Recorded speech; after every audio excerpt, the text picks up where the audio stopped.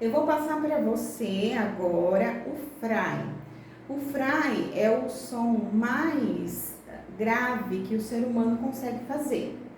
E ele serve para relaxar toda essa região aqui da laringe, tá bom?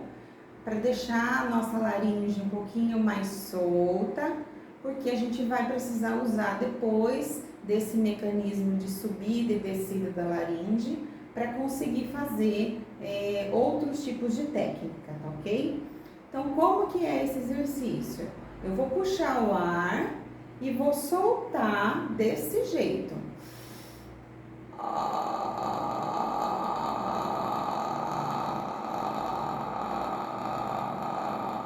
É isso mesmo, tá? É um som bem grave.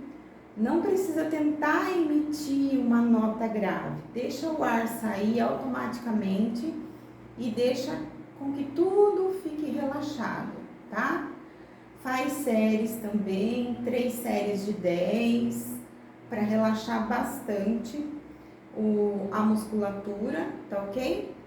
E se você estiver rouco, pode também fazer, que ajuda bastante, tá ok?